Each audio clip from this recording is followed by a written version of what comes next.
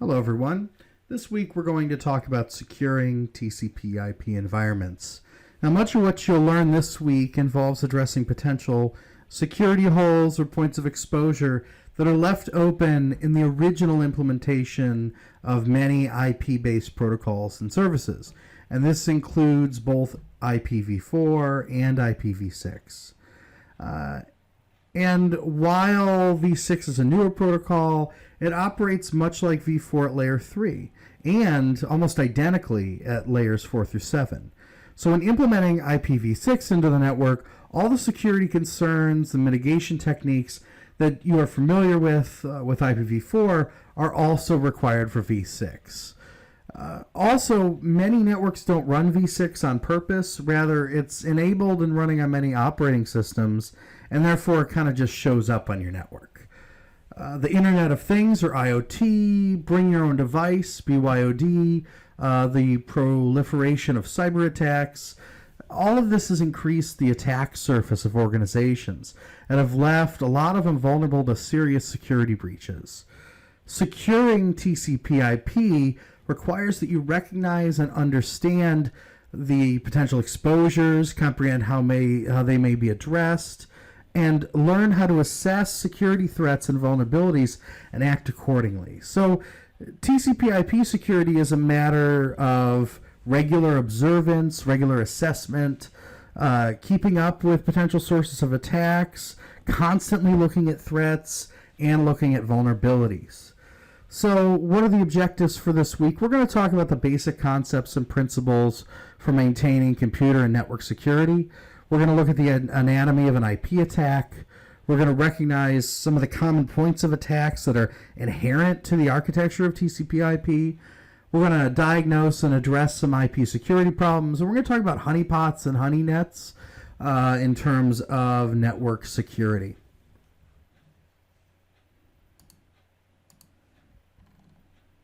So some network security basics. If you haven't taken any of the cybersecurity tracks yet, that's most of my courses are under that. So I kind of enjoy this week. So hacker categories.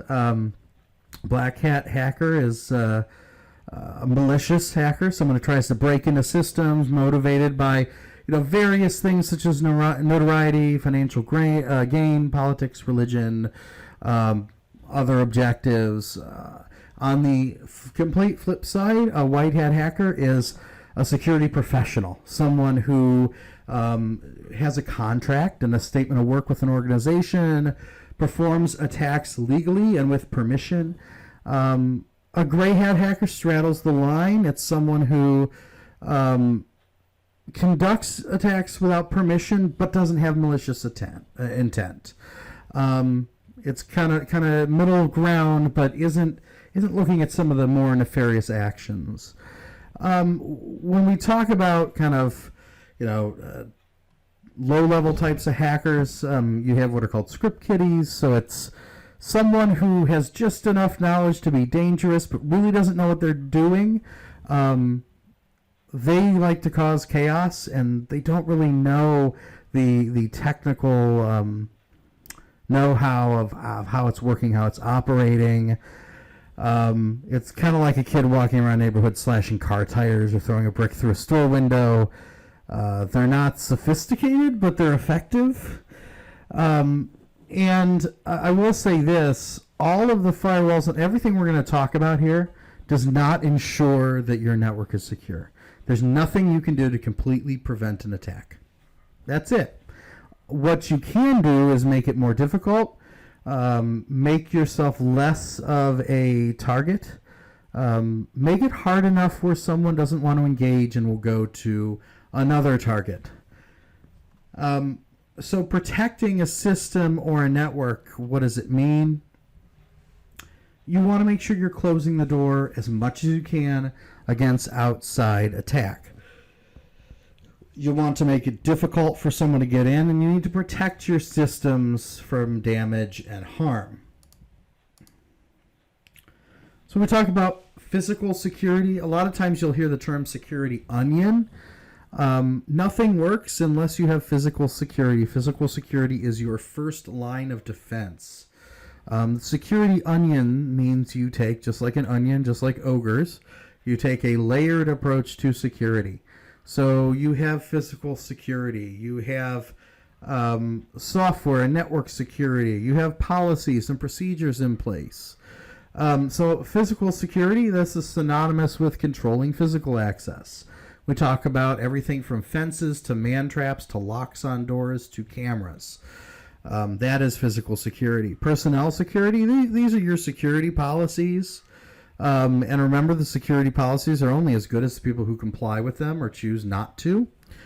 And you need to make sure your security policies and procedures work for your organization. You can't just turn on every security policy and expect it to coincide and coalesce with your business operations. You need to make sure that it works for you and you're assessing risk. And system and network security, this is where you're looking at your software and hardware environments. You're looking at all the layers of your network and you're eliminating the potential points of exposure that your organization deems are important to protect against.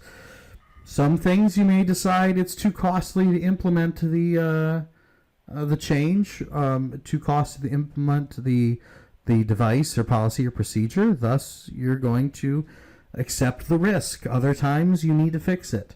You need to mitigate that risk. So again, this is all based off of a layered approach. All right, with principles of IP security, the key principles we're going to look at here is we're going to avoid unnecessary exposure. That is, and I will add, that is not under accepted risk of the organization. Sometimes you don't care if you're exposed. That's a management decision. The book's not going to really talk about that, but you need to make sure that you are mitigating all the risks that were not accepted by the organization that were chosen for you to mitigate. You want to block all unused ports. That's always a good practice. You want to prevent internal address spoofing, filter out unwanted addresses, exclude access by default, include access by exception. I will state that that really depends on the organization. Educational institutions versus hospitals. Hospitals, you want to exclude access by default. Typically, educational institutions, in many aspects, when you talk about like dormitories and things like that, usually it is you include by default, but you keep it on a segmented network. So, it again depends on your organization. You want to restrict outside access to compromisable hosts. So make sure that those computers or those devices which are easily compromised, there is a layer between the outside world and those devices. You want to protect all clients and servers from obvious attack and do unto yourself before others do to you. This is just good security practices. Make sure you're constantly looking and evaluating your security posture. So because of the optimistic security model, basic fundamental protocols like IP and TCP or UDP really offer no built-in security controls. So in many cases, successful attacks against TCP IP networks and services rely on two powerful weapons you'll find in every hacker's bag of tricks: profiling or footprinting tools, and a working knowledge of known weaknesses, or aka bugs, that often permit unauthorized entry or access if probed. So if your profiling IP network permits would-be hackers to identify potential targets for attacks, knowledge of bugs and weaknesses suggests what kind of attacks to attempt. So you need to learn and understand and recognize the former and to counter, mitigate, or patch the latter. So some key terminology. An attack is an attempt to obtain access to information. A vulnerability is any protocol, service, or system facility that could be susceptible to attack. And an exploit reveals and often documents a system vulnerability.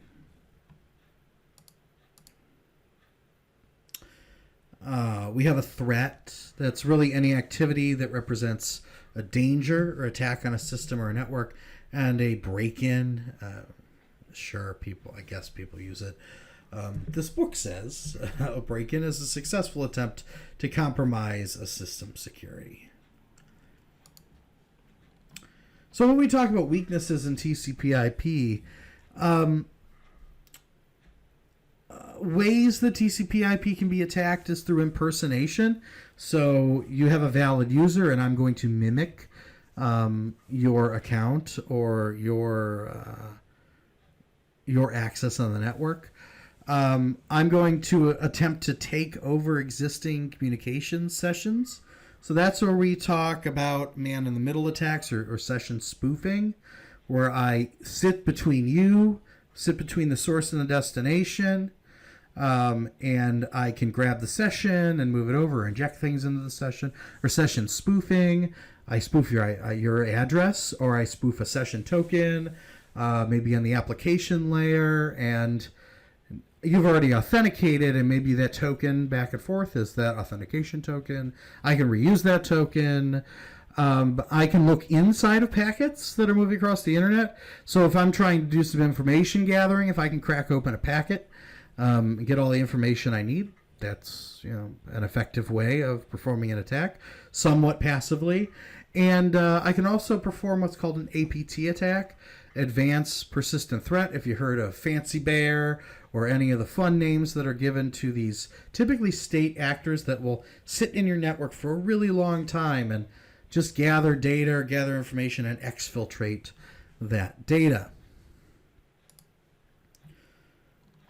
Flexibility versus security. This is always an argument, especially when it comes to business continuity and business operations. We need to still run a business. We need to still run a network. We can't lock it down so much that it doesn't work. Yet it still needs to be locked down. It's this paradox. So the designers of TCP/IP and most other protocols try to make it flexible as possible, but in doing so, they make it insecure and compromisable.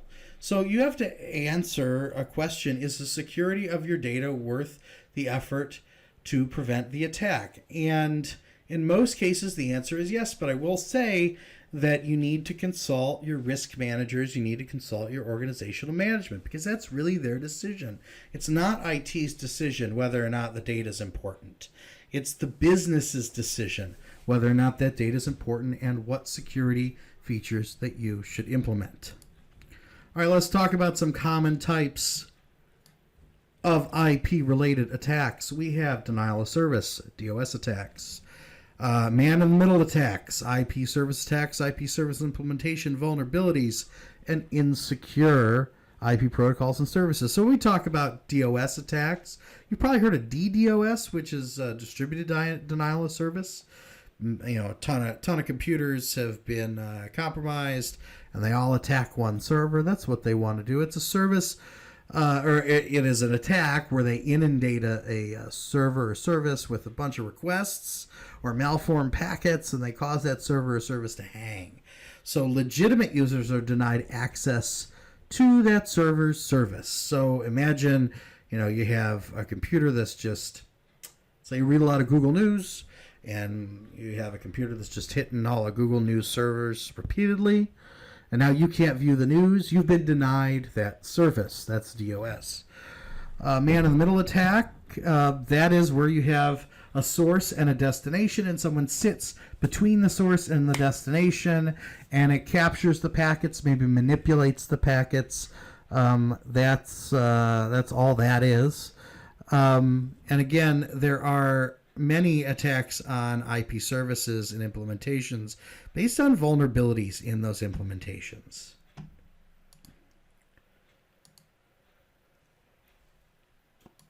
So which IP services are the most vulnerable? Remote logons, one of the biggest one. This includes Telnet, that's the remote terminal emulation services, RUTIL, so Berkeley Remote Utilities, RExec, Remote Shell, RSH, Remote Printer, RPR. A lot of this has to do with weak authentication mechanisms. But just their existence and their age and their lack of updates and the way we've changed. I mean, if you leave these things running you've opened the door for an attacker to come in and execute remote commands on your network, create remote sessions, and it just creates a potential security threat. Most remote control programs. Now, SSH, modern versions of RDP, these are more hardened, are safer to use. So you need to consider the age, the updatability, the number, how often these protocols are patched before you start using them.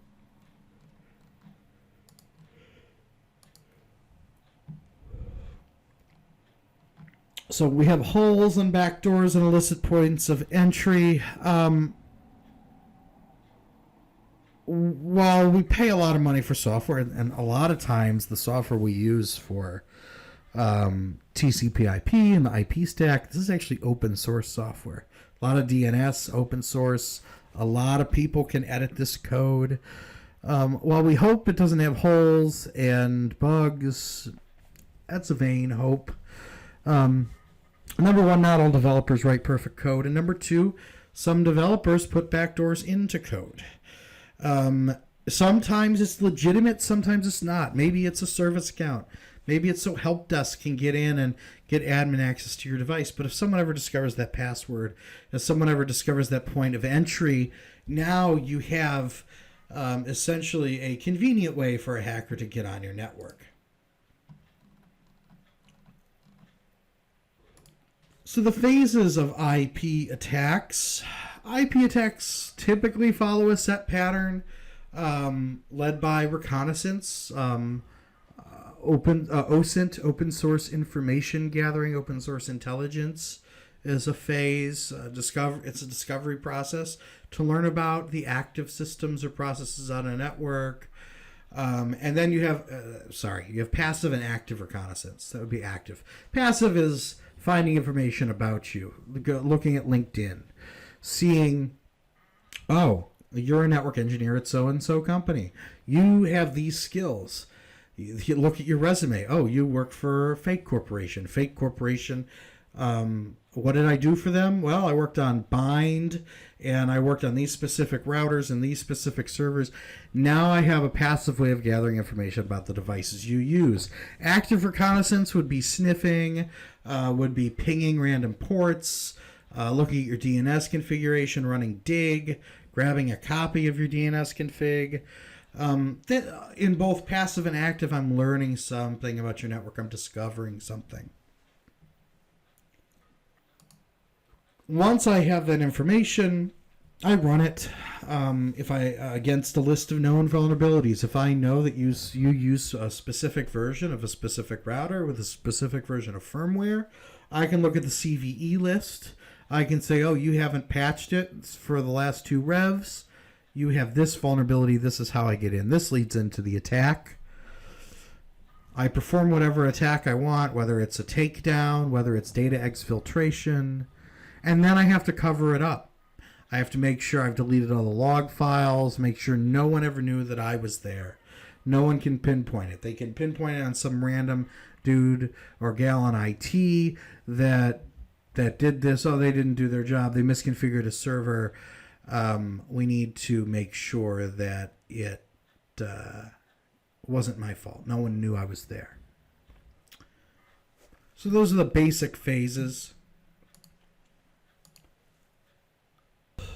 So when we talk about reconnaissance, discovery, OSINT, there's passive and active. Why do you want to do it? You want to find out what's vulnerable on the network. What can I attack? I want to reduce the amount of work I have to do as an attacker. So there's a few things I can do. I can do a ping sweep. I can just ping everything on the network, see what's connected, see what's not.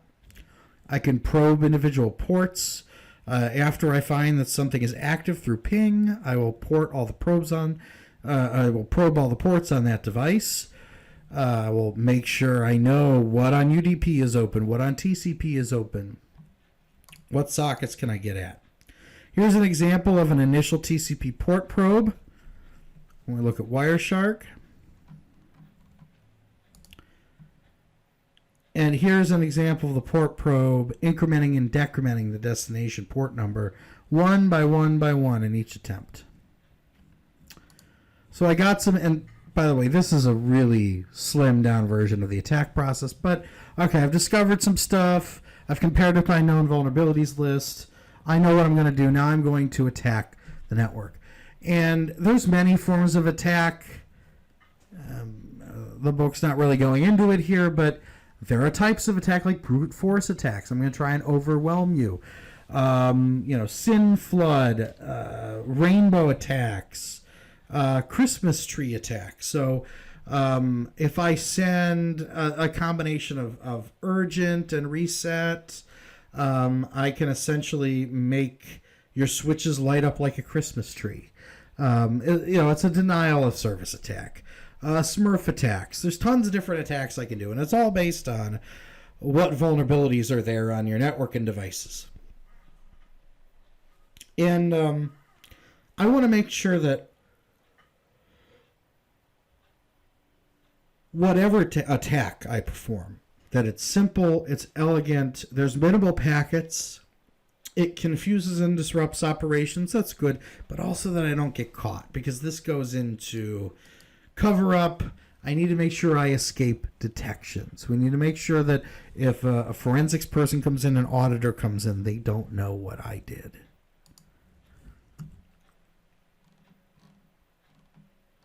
All right, let's talk about common attacks and entry points in a little bit more detail. Again, TCP IP, it's built to be trusting. It's not built for security. That's your job. You need to make sure that it's secure. It's your cybersecurity team's job to help you implement it, and it's your management's job to determine the level of risk, what's acceptable, what needs to be mitigated. Many people have tried to secure the protocol, but again, it really depends on different layers you put on top of TCP IP.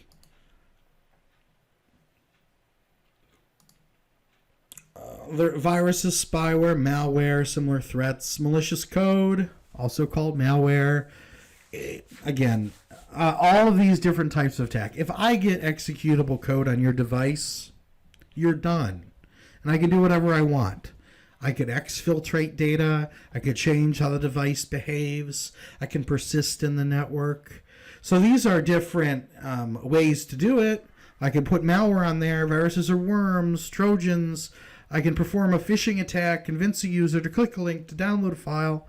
Once I get the executable code onto your device, you're done. Once it's on your network, you're done. Unless, obviously, you've implemented some sort of isolation technique, layering technique, defense in depth.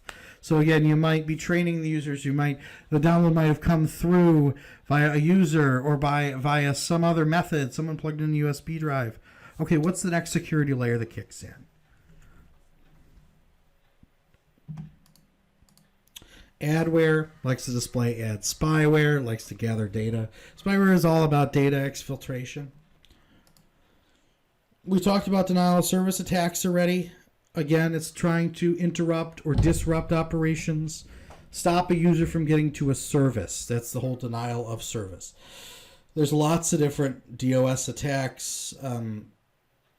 All of these are, again, you could do a sin flood. You could do Christmas tree attack, buffer overflows, stack overflows, lots of different stuff. Really doesn't matter. The whole point is that you are denying someone access to a service, denying that service or daemon the ability to run. DDoS, distributed denial of service attacks. It's an attack coming from multiple sources to a single target. This is where you get the concept of botnets, where maybe I've taken over 1 million PCs, and now I'm going to take down healthcare.gov, and we all just slam their servers for an hour, and no one can get on it. That's a DDoS. And here's an example of a DDoS attack sequence. So you have essentially these agents, these bots, controlled by handlers, controlled by attackers, and they all hit the victim at once so that no one else can get on it. We have buffer overflows and overruns. These look to exploit weaknesses in programs expected to receive a fixed amount of input. So here's an example. Let's say I have a string value, and I have set that string value to take up 4 bytes in memory. And there's two types of in general, memory areas. There's data sections and executable sections. Data sections just store data. Executable sections store code, store machine code that can be jumped to, can be pushed to different registers and handled by the processor. So if your variable, your 4 bytes happen to be next to an executable section of memory, and you don't have protections in your code, and whatever language you're using doesn't offer some intermediate language that offers those protections, I pass maybe 8 bytes to your string, and the 4 bytes are treated as the string, but then I overrun that segment in memory, and the last 4 bytes of the string that I push to memory contain instructions for your processor and for your registers. And that essentially is a buffer overflow or overrun, where you have a fixed amount of memory you were allocated. For some reason, your system or your program doesn't protect against me going over that barrier. I am able to write code into that barrier, which just so happens to contain an executable entry point in memory, which will eventually be accessed and run. My code will be jumped to, and I will execute some code.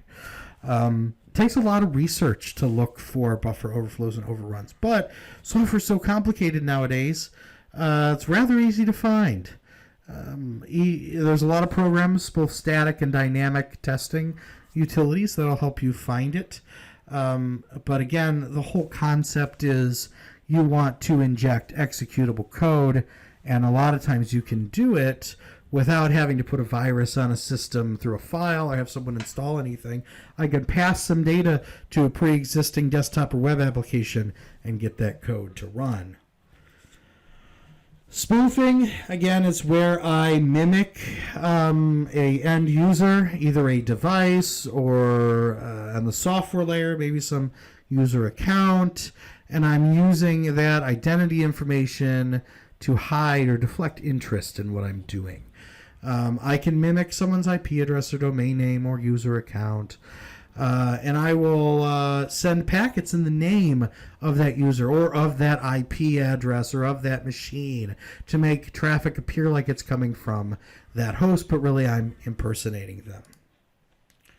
Session hijacking is where someone's gained access and I use that authenticated session, I capture it, and now I can use that authentication token or that authentication sequence. Someone's already passed in their password or gone through checks on the network to initiate a TCP session, and now I can act as the client and communicate as the client or the server, but again using that pre-existing handshake that's been done. Yes, once I've hijacked a session, once I've grabbed those credentials, I can essentially do whatever I want. When we talk about passive attacks, network stuffing is a great example. If my job is to grab data off your network, I'm just going to sit around and listen. And one way to listen is to sniff. Just look at the packets, see what's being sent. Are there open passwords that are being sent? Is there banking data? Is there health information, something of interest, something I could sell on the internet? You can use Wireshark for this. Message Analyzer, OmniPeak, TCP dump. Here's an example again of Wireshark displaying a unencrypted login name. And here's another dump showing an unencrypted password. So this is the kind of information that I would look for. I would sniff, I would exfiltrate it out of the organization, and then I would sell it on the dark web. Mobile and cloud-based vulnerabilities. So mobile devices often use non-company networks for internet access. And this presents a security risk because when you're off the network, I can't guarantee that device is going to be in a controlled environment. So you're secured when you get to work. You're not secured at home. So where am I going to attack you? I'm going to attack you at home, drop a payload on the device, so you bring that payload into work next time you go onto the work network. The same thing with cloud-based services. Cloud-based services, they're great. They reduce the amount of cost, the amount of time and effort, number of employees you need to run enterprise services, but I don't control those servers.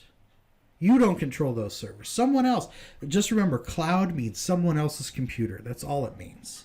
So, make sure that you not only monitor the vulnerabilities on your network, but you keep tabs on what policies. Are you allowing mobile devices? Bring your own device onto your network. What's the security risk? Same thing, cloud-based services.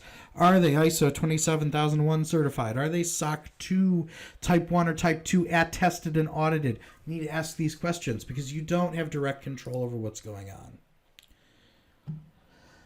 All right, so we're going to talk about some of the elements that have to be included in terms of routine security maintenance. All right, looking at patches and fixes. You should be watching Microsoft security bulletins. It's on TechNet. You need to know what patches are out there, when to install them. You need to also follow the security bulletins of every other vendor, of every other device that you have on your network. You need to follow the CVE list. You need to follow OWASP list. You need to follow everything that's out there in terms of knowing what vulnerabilities are out there so you can make a recommendation to management whether or not you should implement this patch or fix. And the security update process, I'm going to add one in there. I know the book quiz is not going to bring it up, but evaluate the vulnerability. Next one is evaluate the risk profile. And if this risk is not something you care about, you stop there. Next, you retrieve the patch or update. You test the patch, then you deploy the patch. Knowing which ports to block. Block the ones you're not using. Block the ones with weak daemons or services at the end of them. Block the ones that gain access to desktop machines. But all of that with the caveat that they don't impact your business in a way that has been defined by management or your risk manager. Again, many exploits and attacks are based on common vulnerabilities known to everyone. So if you block these ports, you're blocking a chance of attack. And here are some common ports. But again, sometimes you need these ports open. So you need to do a risk analysis. IPSec, RFC 4301. When we look at IPSec, we want to provide some security features on top of IP, and IPSec exists below OSI layer 4, and it allows applications at layer 7 to inherit some security features. So if you're not familiar with IPSec, good thing to learn, but what it does provide is access control, connection list integrity, origin authentication, protection against replay attacks, confidentiality, which is obviously not what you're going to get with straight old IP, and it allows for limited traffic flow confidentiality. It relies on a bunch of applications and security protocols, but there's two parts, the AH and the ESP. So the AH is the authentication header. This says we know the true origin of a packet, so it stops those spoofing attacks. And the ESP provides encryption services, so it stops the sniffing and the man-in-the-middle attacks that can be used for data exfiltration. Authentication header, again, also allows for integrity by providing essentially hashes each of the packets going through. The network perimeter is also super important. You need to make sure that devices and services that are protecting your network are there. You can do this in a number of ways. Bastion hosts, boundary routers, the DMZ, the demilitarized zone, firewalls, obviously, NATs, proxies, routers and hosts for screening, first hop security management, and automated vulnerability management. Firewalls, again, one of the biggest things you could have. You need these rules in place. at the network level and at the edge. And firewalls incorporate 4 major elements. It screens router functions, provides proxy servicing, depending on which layer the firewall is on, can provide really good stateful inspection of packet sequences and services, as well as VPN services. What are proxy servers? You're probably familiar with them, but they're intermediaries. They're servers that forward packets between computers and external networks. Also, reverse proxies exposes a service in the network to the outside as if it resided on the proxy server itself. So everything is kind of going through the central bottleneck point that is the proxy server that kind of controls access from a single point. Caching is very important for the proxy, though, because we talk about those bottlenecks. But that cache can also be a valuable location for system attacks, especially data exfiltration. You need firewalls, and again, this is very straightforward. It's completely irresponsible to allow something on the internet without a firewall. In between that device and the internet, if you're on an enterprise network, even with no information assets, you should protect the boundary, because you could be a launching point for a DOS attack. Could lead to some liability issues, especially if you have data that's controlled in terms of government regulation, or so like FERPA and HIPAA, or if you talk about or FFIEC, Sarbanes-Oxley, OCC, or even some of the private standards like PCI DSS. If you don't protect against it, it could lead to liability issues. It could stop your business from operating. And again, most secure networks allow no connections to the internet at all. So when you're planning and implementing a firewall, it's just like planning any project. You need to come up with a plan. What's the plan for the plan? Establish a set of requirements, install it, configure it, test it, attack it, tune it. But a lot of these things you should do on a cycle. So after you install, configure, and test and attack, you're going to get patches. You need to do that again. You need to install it on a test network, configure it, try to attack it, tune it. Constantly making sure you're performing a security lifecycle evaluation. So what's the role of intrusion detection and prevention systems? This is for automation and responding and recognizing to potential attacks.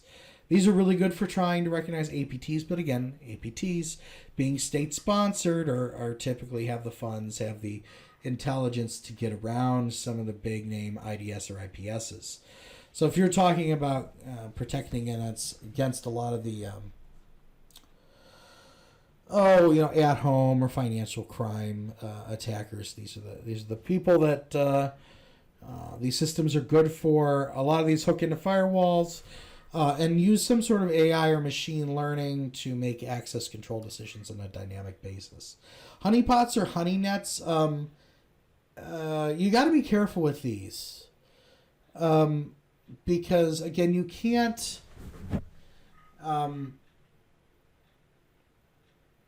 coax an attacker on your network. It's just like cops have to straddle the line. Like if they're getting you to commit a crime, they have to be careful how they induce it. So they can't just entrap you. And this is an entrapment question. Like a cop comes with you to a drug dealer and gets you to buy drugs. Well, if the cop wasn't there, would you have bought the drugs in the first place? If you put out a honeypot or a honeynet, you have to be super careful, consult with legal, because you could wind up into an entrapment scenario. You enticed past a point where that enticement becomes entrapment. You have to look at your state, local, federal laws that apply to you, whether or not you can use honeypots and honeynets. But it can be a legal gray area, so be careful. Security awareness training. If I'm going after your network, I'm not going after your network. I'm going after the people, because that's the easy way to get in. If you lock down your network on the technical side, you can probably get in it, but it's a lot more work. So if I can just get to the people, why would I bother doing a technical attack? This is where security awareness training, security awareness policies come in. You need to provide every user on your network with a good understanding of the security risks. Need to make sure they understand your policies as an organization. They should be easy to understand. They should address all the common security problems in detail.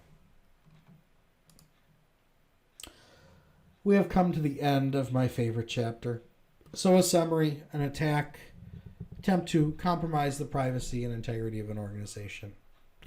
TCP wasn't really implemented with security in mind. That's your job.